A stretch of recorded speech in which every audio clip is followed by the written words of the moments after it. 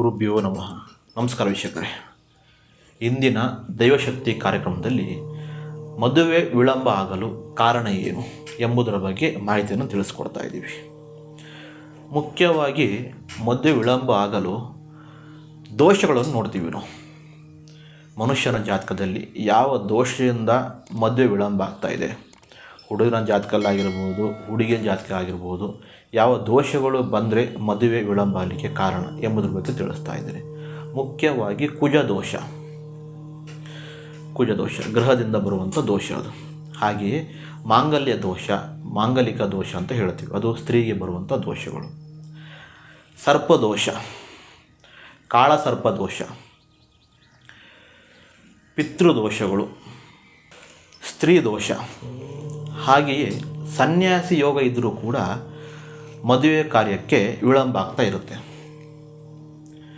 ಈ ದೋಷಗಳು ಯಾವ್ಯಾವ ಹಂತದಲ್ಲಿ ಇದೆ, ಎಷ್ಟು ಪ್ರಮಾಣದಲ್ಲಿ ಇದೆ ಎಂಬುದನ್ನು ಶೋಧನೆ ಮಾಡಿ ಇದಕ್ಕೆ ಬೇಕಾದ ರೀತಿಯಲ್ಲಿ ಪರಿಹಾರವನ್ನು ಮಾಡಬೇಕು. ಮುಖ್ಯವಾಗಿ ಈ ದೋಷ ಇದ್ದವರಿಗೆ ಏನಾಗುತ್ತೆ, ಮುಖ್ಯವಾಗಿ ಎಷ್ಟು ವರಗಳು ಬಂದರೂ ಕೂಡ ಹುಡುಗನಿಗೆ ಒಪ್ಪಿಗೆ ಆದರೆ ಹುಡುಗಿ ಒಪ್ಪಿಗೆ ಆಗಲ್ಲ, ಹುಡುಗಿ ಒಪ್ಪಿಗೆ ಆದರೆ ಹುಡುಗನಿಗೆ ಒಪ್ಪಿಗೆ ಆಗಲ್ಲ. ಈ ತೊಂದರೆ ಆಗ್ತಾ ಇರುತ್ತೆ. ಇಲ್ಲ ಕೆಲವರಿಗೆ ಹುಡುಗ ಹುಡುಗಿ ಒಪ್ಪಿಗೆ ಆಯಿತು, ಅವರ ಸಂಬಂಧಿಕರು, ಫ್ಯಾಮಿಲಿಯವರು, ಮನೆಯವರು ಒಪ್ಕೊಳ್ಳೋದಿಲ್ಲ. ಏನಾದರೂ ಒಂದು ಹುಡುಗನಿಗೆ ಕಲರ್ ಇಲ್ಲ, ಹುಡುಗ ಸ್ವಲ್ಪ ಹೈಟ್ ಕಮ್ಮಿ, ಹುಡುಗ ಒಳ್ಳೆ ಜಾಬ್ ಇಲ್ಲ, ಅಥವಾ ಹುಡುಗಿ ಏನಾದರೂ ಒಂದು ತೊಂದರೆ ಇರುವಂಥದ್ದು, ಹುಡುಗಿ ಬಣ್ಣ ಆಗಿರ್ಬೋದು, ಎತ್ತರ ಇಲ್ಲ ಅನ್ನುವ ರೀತಿಯಲ್ಲಿ ಆಗಿರ್ಬೋದು, ಇಲ್ಲ ಏನಾದರೂ ಒಂದು ಗುರುತನ್ನು ಇಟ್ಟು ಕ್ಯಾನ್ಸಲ್ ಮಾಡುವಂಥದ್ದು ರೀತಿ ಇರುತ್ತೆ. ಹಾಗೆಯೇ ಫ್ಯಾಮಿಲಿಯವರು ಒಪ್ಕೊಂಡ್ರು, ಹುಡುಗ ಹುಡುಗಿನೂ ಒಪ್ಕೊಂಡ್ರು, ಎಲ್ಲ ರೀತಿಯ ಮದುವೆ ನಿಶ್ಚಯನ ಆಯಿತು ಅಂದ್ಕೊಳ್ಳಿ.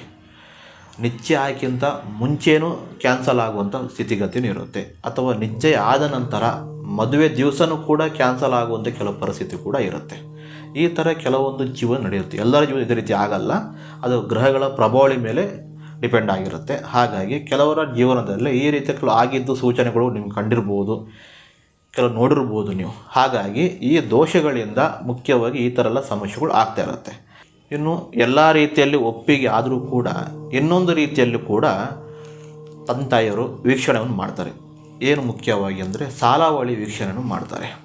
ಓಕೆ, ಆ ಸಾಲಾವಳಿಯಲ್ಲಿ ಕನಿಷ್ಠ 18 ಮೇಲೆ, ಅತ್ಯುತ್ತಮ 36 ಒಳಗಡೆ ಬಂದಿದ್ದೇ ಆದರೆ ಇದು ಗಣಕೂಟಗಳು ಕೂಡಿ ಬರುತ್ತೆ ಎಂಬುದರ ಅರ್ಥ.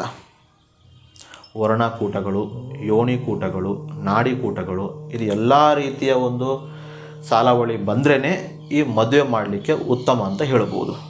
ಇದನ್ನು ಪರಿಶೀಲನೆ ಮಾಡ್ತಾರೆ. ಇದನ್ನು ಪರಿಶೀಲನೆ ಮಾಡಿ ಮುಂದುವರೆದಿದ್ದೇ ಆದರೆ ಎಲ್ಲ ರೀತಿಯ ಉತ್ತಮ.